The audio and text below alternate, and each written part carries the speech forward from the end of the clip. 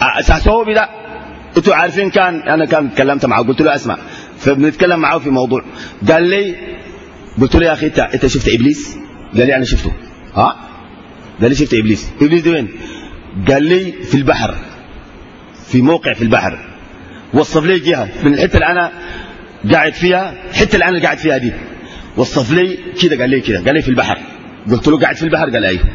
وعنده مملكه كبيره جدا في البحر، وما كنت اعرف انه فعلا من ناحيه شرعيه انه عرش ابليس على الماء، والله ما كنت. قال لي في البحر. قلت له شفته انت؟ بتين؟ قال لي زمان. زمان ده بتين؟ قال لي انا صغير. انت صغير؟ قال لي الوداك منه؟ قال وداني ابوي. ابوك ذاته وداك لابليس؟ قال لي اي. ابليس ذاته؟ قال لي ابليس ذاته. وشفته؟ قال لي شفته. وانت صغير؟ قال لي انا صغير. عمرك كم؟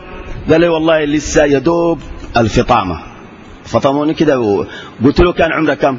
قال لي عمري 224 سنه.